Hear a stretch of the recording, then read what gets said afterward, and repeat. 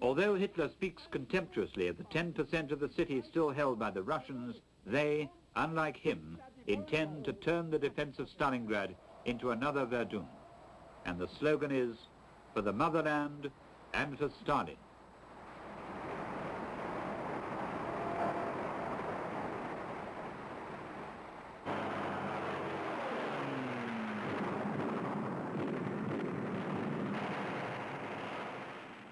The supply line to the beleaguered Russian forces is now only a trickle.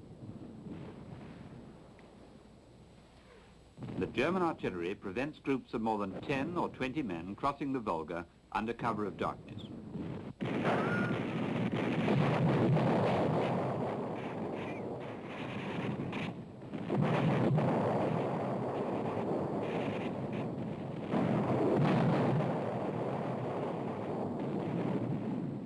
Day after day, night after night, week after week, the hell of combat in Stalingrad continues, together with the agony of fear, thirst, hunger, and hate. The savage fighting that dragged on endlessly became a test of human endurance for both the forces involved. There was no place for great tactical maneuvers. The war was reduced to the defense of a cellar or a wall, with the enemy only a few yards away. Day and night, the hand-to-hand fighting never gave the soldiers the chance to pull out for a rest. General Chuikov issued an order to his snipers that each German soldier must be made to feel that he was always in the sights of a Russian rifle. The Germans, past masters of the rapid attack and technical breakthrough, found that fighting in the ruins of a large city had lost them most of their advantage, especially if the defenders were prepared to die rather than give up.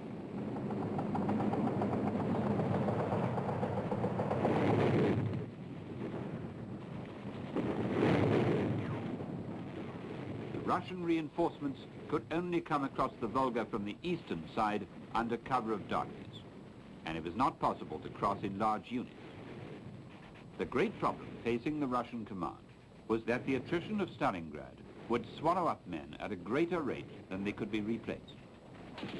Under these conditions, it was impossible to know the true loss rate as men disappeared in the inferno of battle.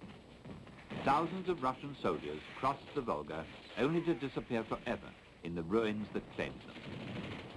All Russia was later to know the names of 23 men of a crack guards regiment who held a house for 58 days against the best units of the German army.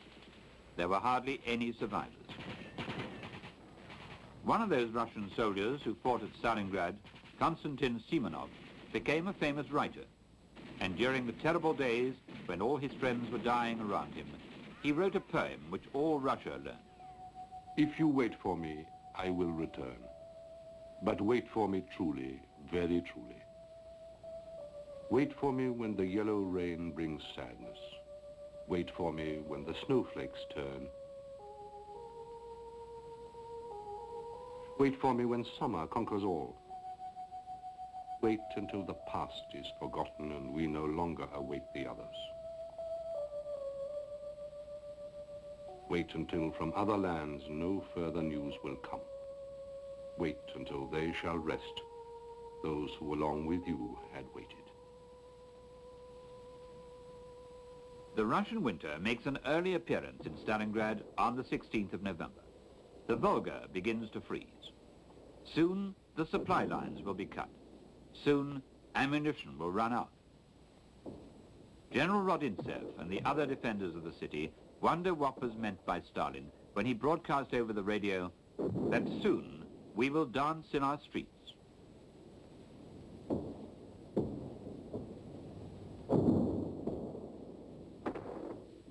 The reason for Stalin's cryptic statement was that he had secretly ordered General Zhukov, the savior of Moscow and Leningrad, to attempt to save Stalingrad.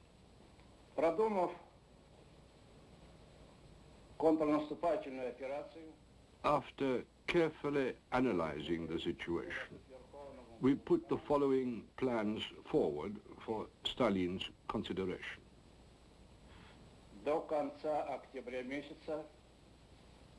Firstly, we would continue to exhaust the Germans in Stalingrad.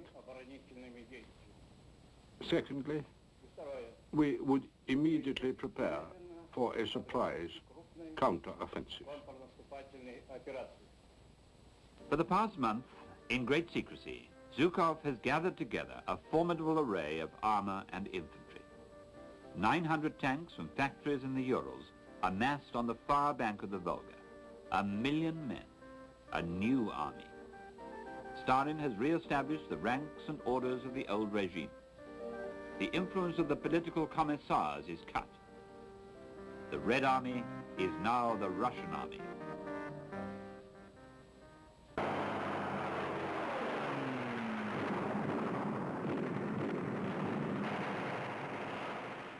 The new divisions, completely re-equipped, are brought down to the Don and the Volga by pontoons and ferryboats.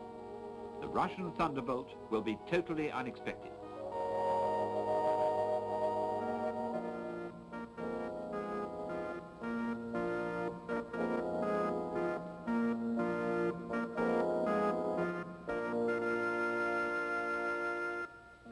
The attack will begin at 6:30 a.m. on the morning of November the 19th, under the command of General Voronov.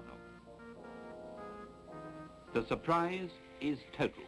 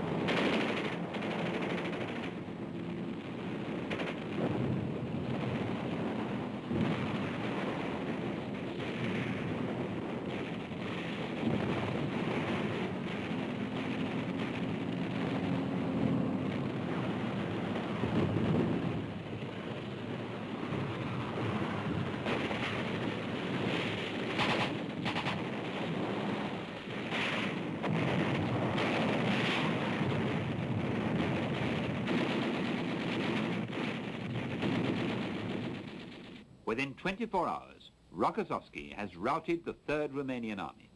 37,000 Romanians dejectedly shuffle across the winter plains, prisoners of the Russians. Further south, Yeremenko has swept up the Italians, all those unwilling Latins far from home and lost in the frozen wastes of Russia.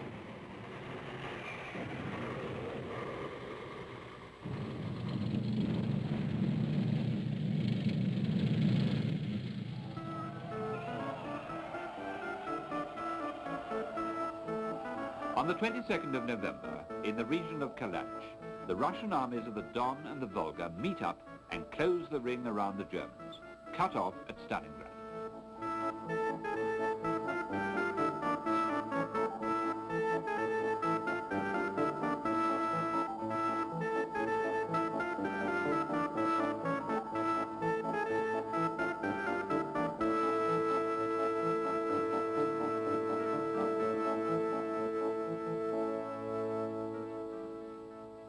The 6th German Army, with 22 divisions, 330,000 men, is now held in a pocket which measures 40 miles by 25 miles.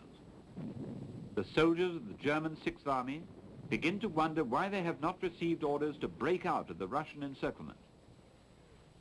The officers on the staff of the surrounded army urge General Paulus to act quickly before it's too late. But Paulus hesitates and delays a decision. All the while, the Russian tanks draw closer. The German 6th Army is still a formidable force. It could still break the Russian circle, but it would have to leave Stalingrad.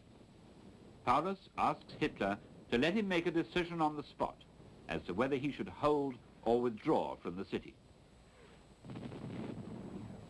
At the same time, a dramatic conference is being held at the Führer's headquarters at Vinnitza. The General Staff pleads with Hitler to pull out the Sixth Army. Goering assures his leader that he can supply the trapped German force by air, and the Luftwaffe will carry out the task. Hitler accepts this solution and sends Paulus a direct order. Hold on at all costs. Supplies will be sent by air. The Luftwaffe assembles all available planes in Russia to support the massive supply operation.